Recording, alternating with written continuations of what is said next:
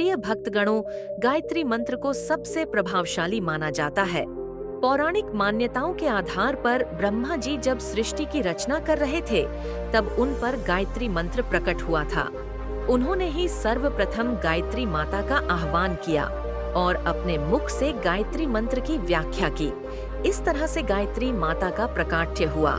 गायत्री माता से ही चारों वेद, शास्त्र आदि का जन्म हुआ था। महाभारत के रचयिता वेद व्यास गायत्री माता की महिमा में कहते हैं, जैसे फूलों में शहद, दूध में घी सार रूप में होता है, वैसे ही समस्त वेदों का सार गायत्री है। यदि गायत्री माता को सिद्ध कर लिया जाए तो यह कामधेनु, इच्छा पूरी करने वाली दैवीय गाय के समान है। जैसे गंगा शरीर के पापों को धोकर तन मन को निर्मल करती है, उसी प्रकार गायत्री रूपी ब्रह्म गंगा से आत्मा पवित्र हो जाती है।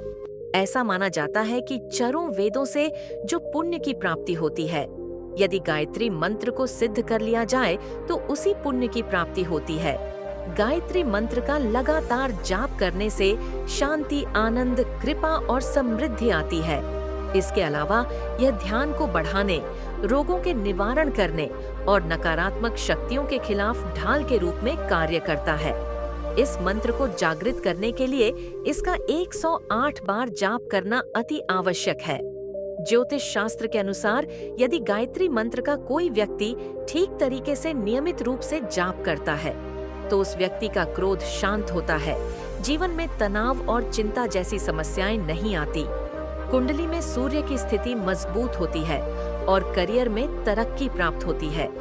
ऐसे व्यक्ति का समाज में मान सम्मान बढ़ता है, नकारात्मकता दूर होकर तमाम तरह के रोगों से मुक्ति मिलती है, एकाग्रता बढ़ती है और जीवन की हर समस्या का हल होता है। इस मंत्र का आपको प्रतिदिन जाप करना ही है। यदि आप इस मंत्र का उच्चारण करने में असमर्थ है तो आप हमारे साथ इसे अपने मोबाइल में भी पूरा 108 बार सुन सकते हैं। लेकिन इस मंत्र को सच्ची आस्था और पूरा मन लगाकर माता गायत्री का ध्यान करते हुए सुनना या जाप करना होता है। यदि आप चाहते हैं कि आपके साथ आपके संबंधी या परिवार के अन्य लोगों का भी भला हो, तो आप इस वीडियो को उनको भी शेयर कर सकते हैं। अगर आप चाहते हैं कि इस प्रकार के और भी वीडियो आपको मिले जिससे आपके जीवन से जुड़ी समस्याओं का निवारण हो, तो हमारे चैनल पारस मंत्र को सब्सक्राइब कर लीजिए। वीडियो अच्छा लगे तो इसे लाइक कर दीजिए और कमेंट बॉक्स में जय मां गायत्री लिखना बिल्कुल भी ना भूले। तो चलते हैं इस महामंत्र की ओर। ओम भूर्भुवस्वः तत्सवितुर्वरेण्यं भर्गो देवस्य धीमहि धियो यो नः प्रचोदयात्। ओम भूर्भुवस्वः तत्सवितुर्वरेण्यं भर्गो देवस्य धीमहि धियो यो नः प्रचोदयात्। ओम भूर्भुवस्वः तत्सवितुर्वरेण्यं भर्गो देवस्य धीमहि धियो यो नः प्रचोदयात्। ओम भूर्भुवस्वः तत्सवितुर्वरेण्यं भर्गो देवस्य धीमहि धियो यो नः प्रचोदयात्। ओम भूर्भुवस्वः तत्सवितुर्वरेण्यं भर्गो देवस्य धीमहि धियो यो नः प्रचोदयात्। ओम भूर्भुवस्वः तत्सवितुर्वरेण्यं भर्गो देवस्य धीमहि धियो यो नः प्रचोदयात्। ओम भूर्भुवस्वः तत्सवितुर्वरेण्यं भर्गो देवस्य धीमहि धियो यो नः प्रचोदयात्। ओम भूर्भुवस्वः तत्सवितुर्वरेण्यं भर्गो देवस्य धीमहि धियो यो नः प्रचोदयात्। ॐ भूर्भुवस्वः तत्सवितुर्वरेण्यं भर्गो देवस्य धीमहि धियो यो नः प्रचोदयात्। ॐ भूर्भुवस्वः तत्सवितुर्वरेण्यं भर्गो देवस्य धीमहि धियो यो नः प्रचोदयात्। ॐ भूर्भुवस्वः तत्सवितुर्वरेण्यं भर्गो देवस्य धीमहि धियो यो नः प्रचोदयात्। ॐ भूर्भुवस्वः तत्सवितुर्वरेण्यं भर्गो देवस्य धीमहि धियो यो नः प्रचोदयात्। ॐ भूर्भुवस्वः तत्सवितुर्वरेण्यं भर्गो देवस्य धीमहि धियो यो नः प्रचोदयात्।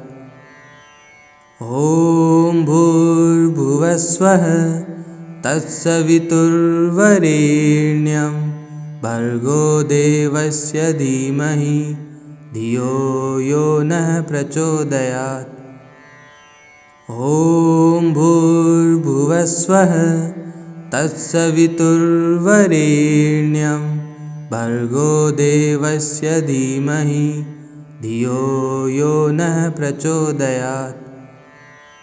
ॐ भूर्भुवस्वः तत्सवितुर्वरेण्यं भर्गो देवस्य धीमहि धियो यो नः प्रचोदयात्। ॐ भूर्भुवस्वः तत्सवितुर्वरेण्यं भर्गो देवस्य धीमहि धियो यो नः प्रचोदयात्। ॐ भूर्भुवस्वः तत्सवितुर्वरेण्यं भर्गो देवस्य धीमहि धियो यो नः प्रचोदयात्। ॐ भूर्भुवस्वः तत्सवितुर्वरेण्यं भर्गो देवस्य धीमहि धियो यो नः प्रचोदयात्। ॐ भूर्भुवस्वः तत्सवितुर्वरेण्यं भर्गो देवस्य धीमहि धियो यो नः प्रचोदयात्। ॐ भूर्भुवस्वः तत्सवितुर्वरेण्यं भर्गो देवस्य धीमहि धियो यो नः प्रचोदयात्। ॐ भूर्भुवस्वः तत्सवितुर्वरेण्यं भर्गो देवस्य धीमहि धियो यो नः प्रचोदयात्। ॐ भूर्भुवस्वः तत्सवितुर्वरेण्यं भर्गो देवस्य धीमहि धियो यो नः प्रचोदयात्। ॐ भूर्भुवस्वः तत्सवितुर्वरेण्यं भर्गो देवस्य धीमहि धियो यो नः प्रचोदयात्। ॐ भूर्भुवस्वः तत्सवितुर्वरेण्यं भर्गो देवस्य धीमहि धियो यो नः प्रचोदयात्। ॐ भूर्भुवस्वः तत्सवितुर्वरेण्यं भर्गो देवस्य धीमहि धियो यो नः प्रचोदयात्। ॐ भूर्भुवस्वः तत्सवितुर्वरेण्यं भर्गो देवस्य धीमहि धियो यो नः प्रचोदयात्। ॐ भूर्भुवस्वः तत्सवितुर्वरेण्यं भर्गो देवस्य धीमहि धियो यो नः प्रचोदयात्। ॐ भूर्भुवस्वः तत्सवितुर्वरेण्यं भर्गो देवस्य धीमहि धियो यो नः प्रचोदयात्। ॐ भूर्भुवस्वः तत्सवितुर्वरेण्यं भर्गो देवस्य धीमहि धियो यो नः प्रचोदयात्। ॐ भूर्भुवस्वः तत्सवितुर्वरेण्यं भर्गो देवस्य धीमहि धियो यो नः प्रचोदयात्। ॐ भूर्भुवस्वः तत्सवितुर्वरेण्यं भर्गो देवस्य धीमहि धियो यो नः प्रचोदयात्। ॐ भूर्भुवस्वः तत्सवितुर्वरेण्यं भर्गो देवस्य धीमहि धियो यो नः प्रचोदयात्। ॐ भूर्भुवस्वः तत्सवितुर्वरेण्यं भर्गो देवस्य धीमहि धियो यो नः प्रचोदयात्। ॐ भूर्भुवस्वः तत्सवितुर्वरेण्यं भर्गो देवस्य धीमहि धियो यो नः प्रचोदयात्। ॐ भूर्भुवस्वः तत्सवितुर्वरेण्यं भर्गो देवस्य धीमहि धियो यो नः प्रचोदयात्। ॐ भूर्भुवस्वः तत्सवितुर्वरेण्यं भर्गो देवस्य धीमहि धियो यो नः प्रचोदयात्। ॐ भूर्भुवस्वः तत्सवितुर्वरेण्यं भर्गो देवस्य धीमहि धियो यो नः प्रचोदयात्। ॐ भूर्भुवस्वः तत्सवितुर्वरेण्यं भर्गो देवस्य धीमहि धियो यो नः प्रचोदयात्। ॐ भूर्भुवस्वः तत्सवितुर्वरेण्यं भर्गो देवस्य धीमहि धियो यो नः प्रचोदयात्। ॐ भूर्भुवस्वः तत्सवितुर्वरेण्यं भर्गो देवस्य धीमहि धियो यो नः प्रचोदयात्। ॐ भूर्भुवस्वः तत्सवितुर्वरेण्यं भर्गो देवस्य धीमहि धियो यो नः प्रचोदयात्। ॐ भूर्भुवस्वः तत्सवितुर्वरेण्यं भर्गो देवस्य धीमहि धियो यो नः प्रचोदयात्। ॐ भूर्भुवस्वः तत्सवितुर्वरेण्यं भर्गो देवस्य धीमहि धियो यो नः प्रचोदयात्। ॐ भूर्भुवस्वः तत्सवितुर्वरेण्यं भर्गो देवस्य धीमहि धियो यो नः प्रचोदयात्।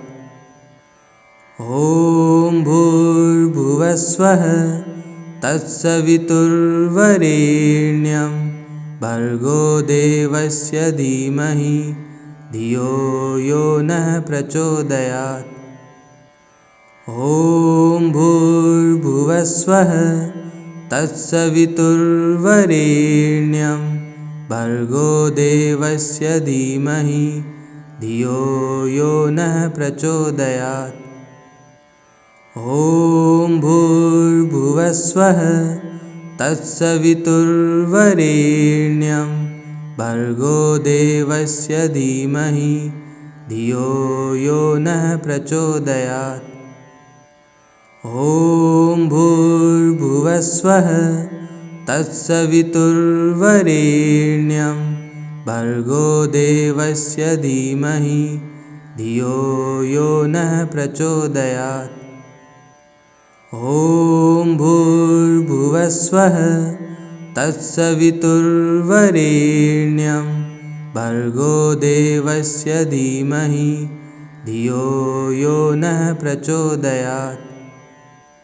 ॐ भूर्भुवस्वः तत्सवितुर्वरेण्यं भर्गो देवस्य धीमहि धियो यो नः प्रचोदयात्।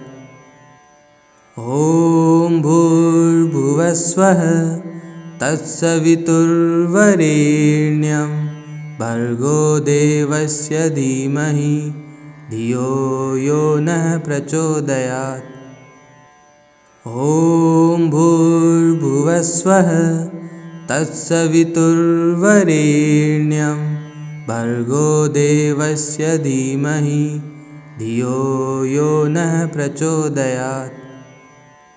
ॐ भूर्भुवस्वः तत्सवितुर्वरेण्यं भर्गो देवस्य धीमहि धियो यो नः प्रचोदयात्। ॐ भूर्भुवस्वः तत्सवितुर्वरेण्यं भर्गो देवस्य धीमहि धियो यो नः प्रचोदयात्। ॐ भूर्भुवस्वः तत्सवितुर्वरेण्यं भर्गो देवस्य धीमहि धियो यो नः प्रचोदयात्। ॐ भूर्भुवस्वः तत्सवितुर्वरेण्यं भर्गो देवस्य धीमहि धियो यो नः प्रचोदयात्। ॐ भूर्भुवस्वः तत्सवितुर्वरेण्यं भर्गो देवस्य धीमहि धियो यो नः प्रचोदयात्। ॐ भूर्भुवस्वः तत्सवितुर्वरेण्यं भर्गो देवस्य धीमहि धियो यो नः प्रचोदयात्। ॐ भूर्भुवस्वः तत्सवितुर्वरेण्यं भर्गो देवस्य धीमहि धियो यो नः प्रचोदयात्। ॐ भूर्भुवस्वः तत्सवितुर्वरेण्यं भर्गो देवस्य धीमहि धियो यो नः प्रचोदयात्। ॐ भूर्भुवस्वः तत्सवितुर्वरेण्यं भर्गो देवस्य धीमहि धियो यो नः प्रचोदयात्। ॐ भूर्भुवस्वः तत्सवितुर्वरेण्यं भर्गो देवस्य धीमहि धियो यो नः प्रचोदयात्। ॐ भूर्भुवस्वः तत्सवितुर्वरेण्यं भर्गो देवस्य धीमहि धियो यो नः प्रचोदयात्। ॐ भूर्भुवस्वः तत्सवितुर्वरेण्यं भर्गो देवस्य धीमहि धियो यो नः प्रचोदयात्। ॐ भूर्भुवस्वः तत्सवितुर्वरेण्यं भर्गो देवस्य धीमहि धियो यो नः प्रचोदयात्।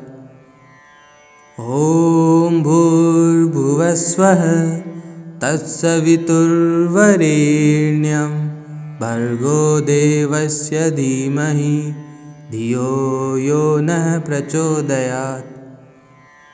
ॐ भूर्भुवस्वः तत्सवितुर्वरेण्यं भर्गो देवस्य धीमहि धियो यो नः प्रचोदयात्।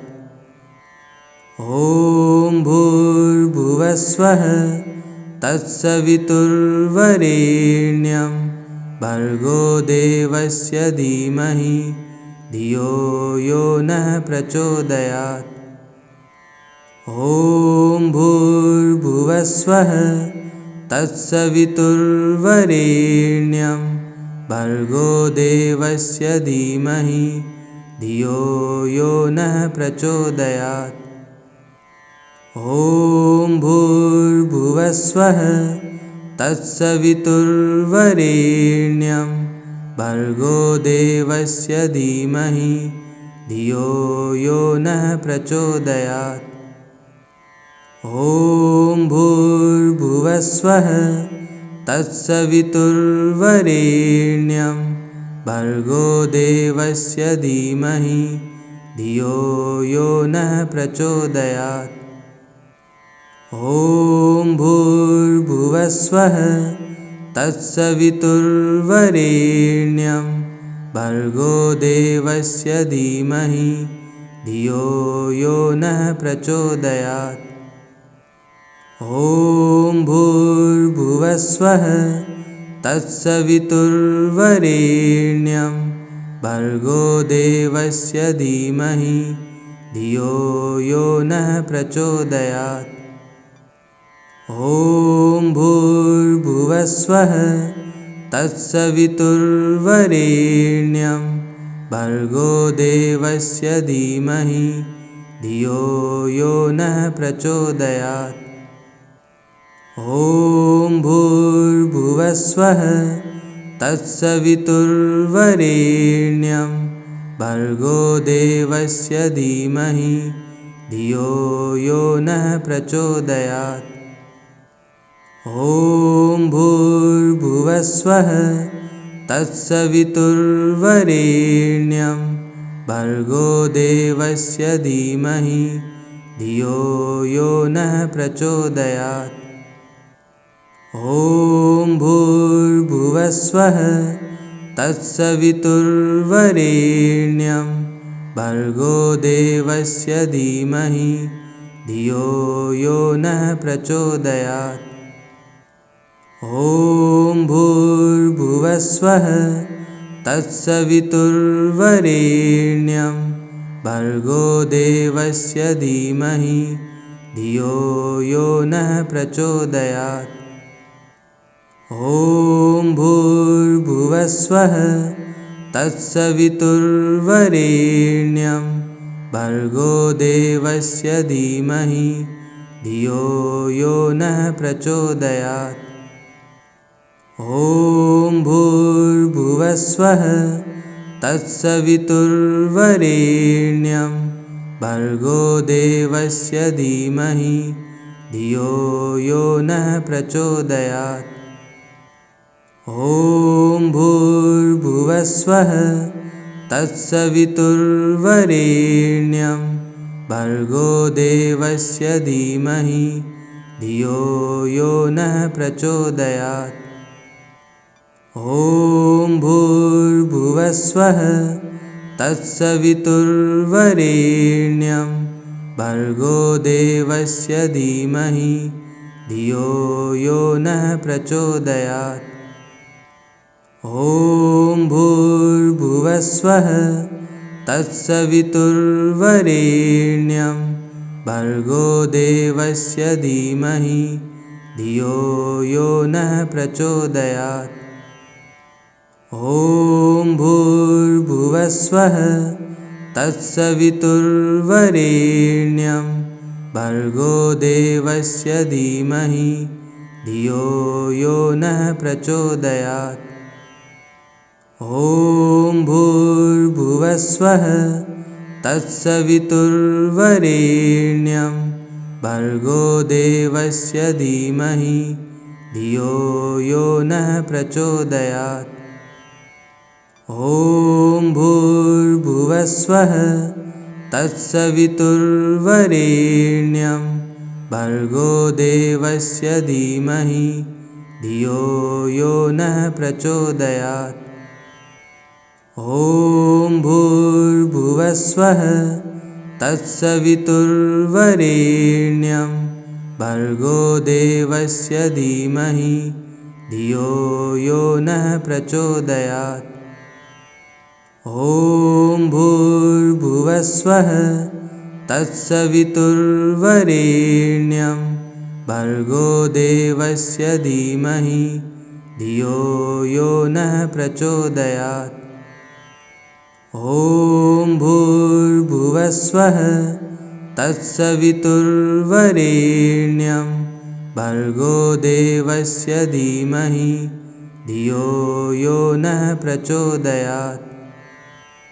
ॐ भूर्भुवस्वः तत्सवितुर्वरेण्यं भर्गो देवस्य धीमहि धियो यो नः प्रचोदयात्। ॐ भूर्भुवस्वः तत्सवितुर्वरेण्यं भर्गो देवस्य धीमहि धियो यो नः प्रचोदयात्। ॐ भूर्भुवस्वः तत्सवितुर्वरेण्यं भर्गो देवस्य धीमहि धियो यो नः प्रचोदयात्। ॐ भूर्भुवस्वः तत्सवितुर्वरेण्यं भर्गो देवस्य धीमहि धियो यो नः प्रचोदयात्। ॐ भूर्भुवस्वः तत्सवितुर्वरेण्यं भर्गो देवस्य धीमहि धियो यो नः प्रचोदयात्। ॐ भूर्भुवस्वः तत्सवितुर्वरेण्यं भर्गो देवस्य धीमहि धियो यो नः प्रचोदयात्। ॐ भूर्भुवस्वः तत्सवितुर्वरेण्यं भर्गो देवस्य धीमहि धियो यो नः प्रचोदयात्। ॐ भूर्भुवस्वः तत्सवितुर्वरेण्यं भर्गो देवस्य धीमहि धियो यो नः प्रचोदयात्। ॐ भूर्भुवस्वः तत्सवितुर्वरेण्यं भर्गो देवस्य धीमहि धियो यो नः प्रचोदयात्। ॐ भूर्भुवस्वः तत्सवितुर्वरेण्यं भर्गो देवस्य धीमहि धियो यो नः प्रचोदयात्। ॐ भूर्भुवस्वः तत्सवितुर्वरेण्यं भर्गो देवस्य धीमहि धियो यो नः प्रचोदयात्। ॐ भूर्भुवस्वः तत्सवितुर्वरेण्यं भर्गो देवस्य धीमहि धियो यो नः प्रचोदयात्। ॐ भूर्भुवस्वः तत्सवितुर्वरेण्यं भर्गो देवस्य धीमहि धियो यो नः प्रचोदयात्। ॐ भूर्भुवस्वः तत्सवितुर्वरेण्यं भर्गो देवस्य धीमहि धियो यो नः प्रचोदयात्। ॐ भूर्भुवस्वः तत्सवितुर्वरेण्यं भर्गो देवस्य धीमहि धियो यो नः प्रचोदयात्। ॐ भूर्भुवस्वः तत्सवितुर्वरेण्यं भर्गो देवस्य धीमहि धियो यो नः प्रचोदयात्। ॐ भूर्भुवस्वः तत्सवितुर्वरेण्यं भर्गो देवस्य धीमहि धियो यो नः प्रचोदयात्। ॐ भूर्भुवस्वः तत्सवितुर्वरेण्यं भर्गो देवस्य धीमहि धियो यो नः प्रचोदयात्।